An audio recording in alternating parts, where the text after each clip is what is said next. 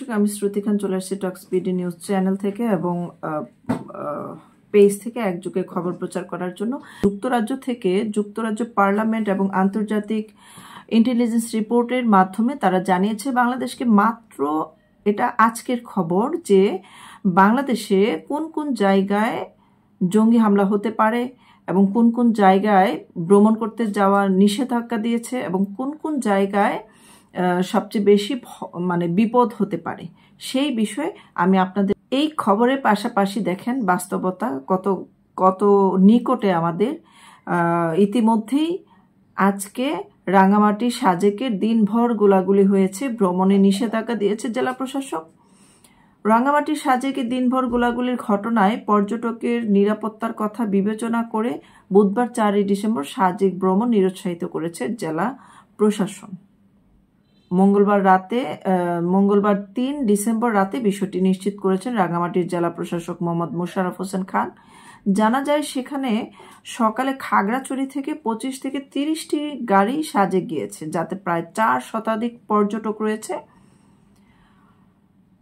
সকালে সাজেক থেকে 20 থেকে 25টি গাড়ি খাগড়াছড়ি আসে। দুই আঞ্চলিক দলের মধ্যে গত কয়েকদিন ধরে গোলাগুলির ঘটনা ঘটে, ওই স্থানীয় দুটি এলাকার মধ্যে গত কয়েকদিন যাবতীয় গোলাগুলির ঘটনা ঘটছে। পর্যটকদের নিরাপত্তার কথা বিবেচনা করে বিকালে কোনো পর্যটক গাড়ি সাজেক থেকে খাগড়াছড়ি আর আসেনি। সাজেক রিসোর্ট মালিক সমিতির নেতৃবৃন্দরা বলেন, সাজেক ও মাচালংয়ের 7 নং ওয়ার্ডের শিবপাড়া নামক এলাকায় এই গোলাগুলির ঘটনাটি ঘটে। গোলাগুলির কারণে বিকেলে প্রায় 10টি পর্যটকবাহী গাড়ি সাজেক ছেড়ে যায়নি। রাতে প্রায় 5 শতাধিক পর্যটক সাজেক অবস্থান করেছে।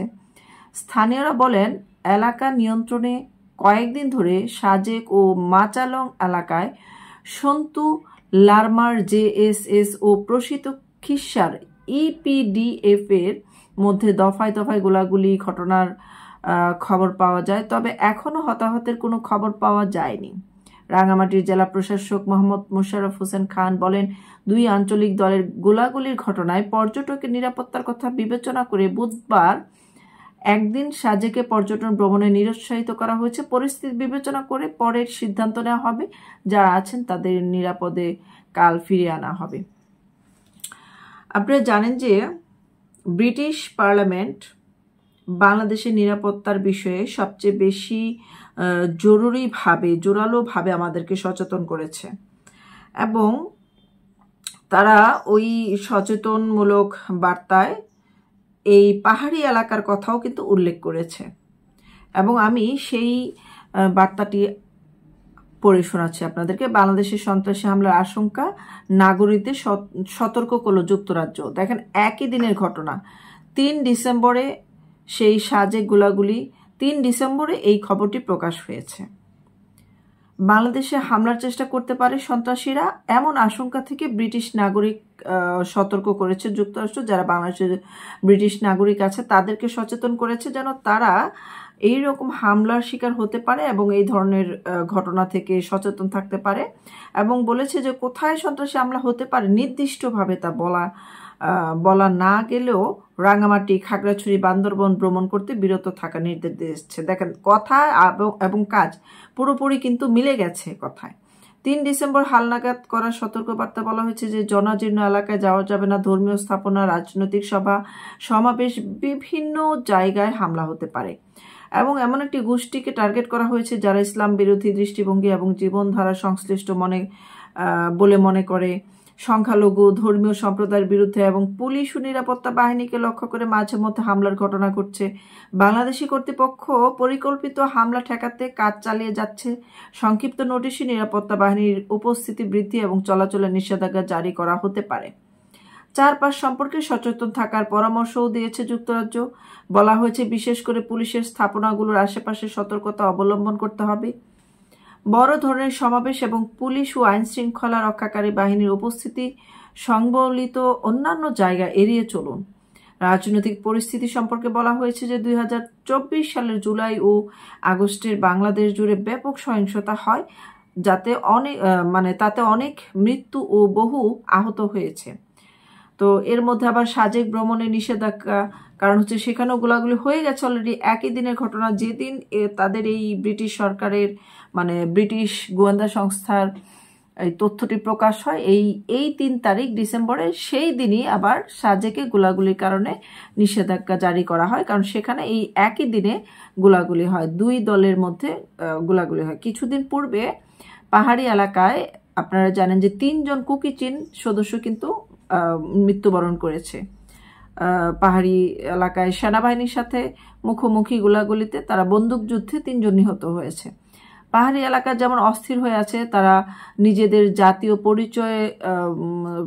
পরিচয় স্থায়ীকরণ করার জন্য, এবং যেটা গুঞ্জন শোনা যাচ্ছে যে তারা আলাদা একটা জুমল্যান্ড মানে রাষ্ট্র চায়। আবার এমনও শোনা যাচ্ছে তারা মণিপুরের সাথে একসাথে হয়ে আলাদা একটা ওই মণিপুরের সাথে একসাথে মণিপুর রাষ্ট্র গঠন করতে চায়।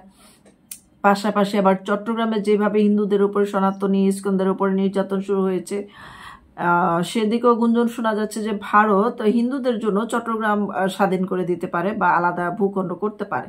কিন্তু আমার কথা হচ্ছে সারা বাংলাদেশে হিন্দুরা ছড়িয়ে ছিটিয়ে আছে, সবাইকে কিভাবে স্বাধীন করবে? বা চট্টগ্রাম স্বাধীন হলে কি সব সমস্যার সমাধান হবে? আমার তো মনে হয় না। দেখেন, বাংলাদেশের একাংশ যারা যুদ্ধ করতে চাচ্ছে ভারতের সাথে, তারা কিন্তু বাঙালি যে জাতীয় পরিচয় সেটাকে ধারণ করে না। তারা মনে করে যে 53 বছর পূর্বে তারা পাকিস্তানে ছিল, তারা এখনো পাকিস্তানি আছে এবং তারা সেই জাতীয়তায় বিশ্বাস করে, এবং একটি ধর্মীয় উগ্রবাদী সংস্থা এবং দলকে আঁকড়ে ধরে তারা একটি রাজনৈতিক দল গঠন করে। সেই দলটি মূলত তারা আসলে ধর্মের নামে ব্যবহার করে যদিও, তবে ভিতরে কোনো ধর্মের বালাই নেই। এটি চরমনায়ের হুজুর বলেছে, এবং বিভিন্ন তাদেরই বিভিন্ন ধর্মমতের মানুষ, দলের রাজনৈতিক দলনেতারা এগুলো প্রকাশ করে থাকেন।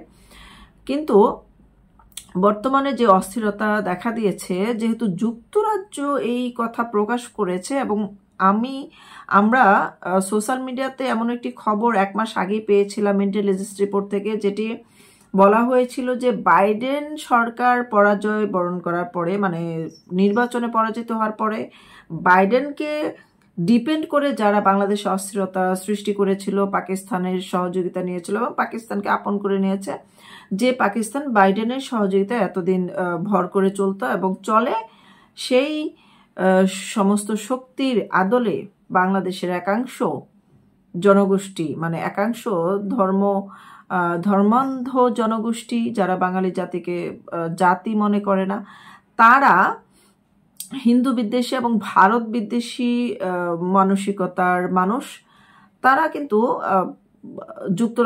যুক্তরাষ্ট্রের প্রেসিডেন্ট ডোনাল্ড ট্রাম্প যেদিন ক্ষমতায় আসবে সেদিন থেকে তারা দুর্বল হয়ে যাবে, এবং তার আগ মুহূর্ত পর্যন্ত বাংলাদেশে বড় বড় হামলা ঘটাতে পারে এবং বড় ধরনের দুর্ঘটনা ঘটাতে পারে, অনেক বড় ধরনের গণহত্যা হতে পারে। এই ধরনের একটা আশঙ্কা কিন্তু সোশ্যাল মিডিয়াতে প্রচার হয়েছিল, এবং আমি নিজেও বিভিন্ন মাধ্যমে পেয়েছি, আমি নিজেও প্রচার করেছিলাম, তারপরে আবার মনে করলাম থাক, নেগেটিভ জিনিস প্রচার না করে আবার ডিলিটও করে দিয়েছিলাম। কিন্তু এখন দেখা যাচ্ছে প্রচার না করে উপায় নেই, এবং সকলকে সচেতন না করে কোনো উপায় নেই।